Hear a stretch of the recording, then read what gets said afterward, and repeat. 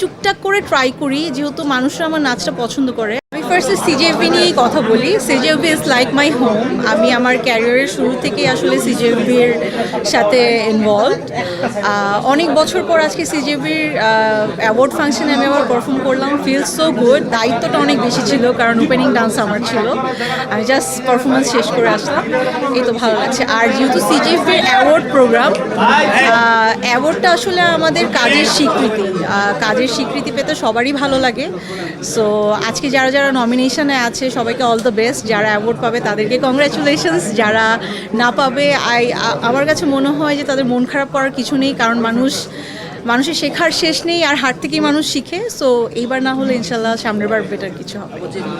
আমার পারফরমেন্সটা ছিল আসলে দেশের নিয়ে, দেশকে রিপ্রেজেন্ট করা। আর 2024 সালটায় আসলে আমাদের অনেক হ্যাট্রিক একটা ইয়ার গিয়েছে, অনেক আপস অ্যান্ড ডাউনস, মাঝখানে আমাদের আন্দোলন গিয়েছে, আমাদের শহীদদের প্রতি শ্রদ্ধা, সব কিছু মিলেই আসলে আমাদের এই ডান্স পারফরমেন্সটা করা। সো ছোট করে আসলে 2024-এর জার্নিটা আসলে তুলে ধরা হয়েছে বাংলাদেশে, এটাই। না, এইবার আমার কাজে নমিনেশন নেই, কারণ এটা হচ্ছে 2023-এর হচ্ছে। সো 2023-এ আমি তেমন কাজ করিনি। 2024-এ ইনশাল্লাহ আমার নমিনেশন থাকবে। হ্যাঁ, ডেফিনেটলি 24টা আমার জন্য একটু স্পেশাল আমি বলবো, কারণ 24-এ আমার ফার্স্ট ওয়েব ফিল্ম করা হয়েছে। এটার জন্য আমি খুব এক্সাইটেড। আর ওটিতে এটা দিয়ে আসলে আমার ত্রিভুজ দিয়ে আসলে আমার ডেবিউ করা হয়েছে।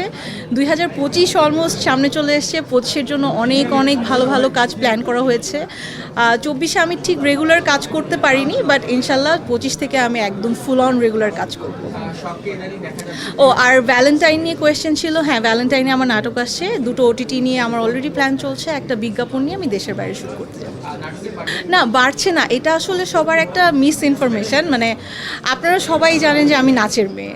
আমার কিছু অডিয়েন্সরা হয়তো জানে না, একটু কনফিউজ হয়ে যায়। আমি আসলে ছোটোবেলা থেকে নাচ করি, আমার নাচ থেকেই মিডিয়াতে আসা। আগে অনেক বেশি আমরা স্টেজ প্রোগ্রাম করতাম, স্টেজ পারফরমেন্সগুলো হতো, শিল্পকলা একাডেমি থেকে শুরু করে দেশের বাইরে গভর্নমেন্ট ট্যুরগুলো হতো। বাট এখন আসলে নাচের চর্চাটা একটু কমে এসছে।